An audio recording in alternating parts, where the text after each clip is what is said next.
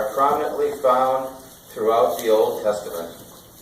There were voices of promise as well as voices of admonition, as the Creator of the universe communicated with a chosen people. The Old Testament prophets provided hope for the people of Israel living in bondage and darkness while awaiting the dawn of a new day when the Messiah would come, delivering them into a world of freedom and joy. The prophet Isaiah offered reassuring words to a people desperately in need of good news. Be strong, do not fear, your God will come. He will come to save you. Go up on a high mountain, lift your voice with a shout. Lift it up and do not be afraid. Say to the towns of Judah, here is your God. For to us a child is born, to us a son is given. Though it was Isaiah who gave assurance that this Messiah would surely come, it was the prophet Micah who told from where the promised one would come. You, Bethlehem, though you are small among the clans of Judah, out of you will come one who will rule over Israel.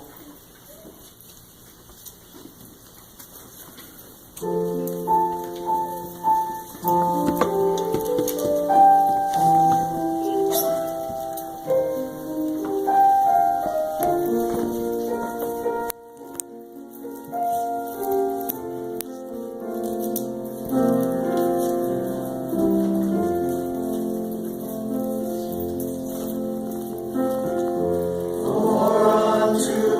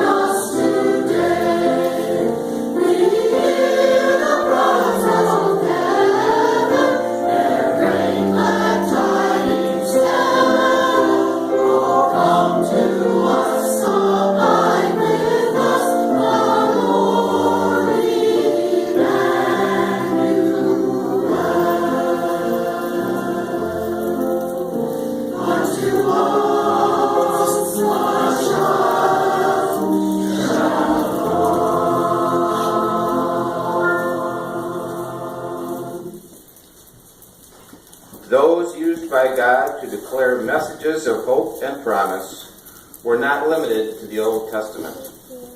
The New Testament recites the story of Zechariah and Elizabeth, who were chosen late in life to birth their first child, a son. They were to name him John.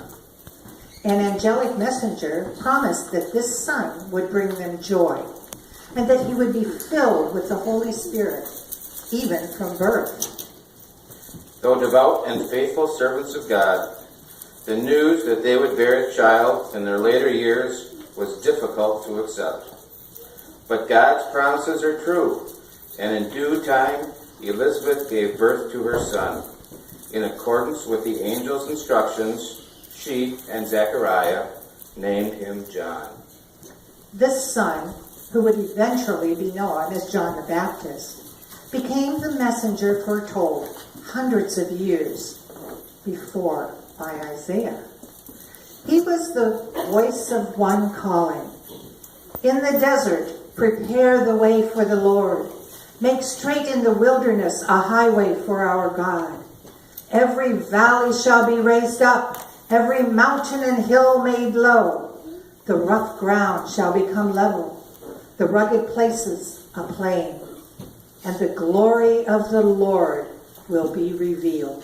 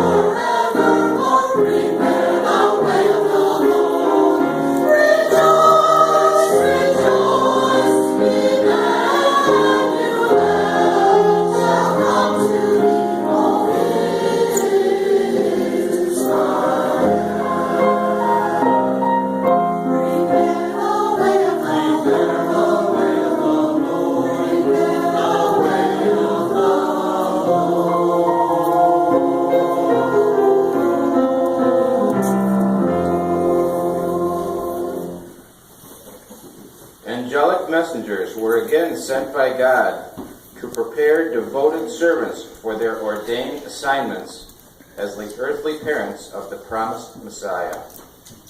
A young maiden named Mary was pledged to be married to Joseph, a descendant of King David. The angel Gabriel went to Nazareth, a town in Galilee, and told Mary that she had been selected to give birth to God's Son. Mary was overwhelmed and perplexed by the news.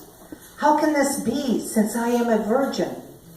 The angel answered, "The Holy Spirit will come upon you, and the power of the Most High will overshadow you.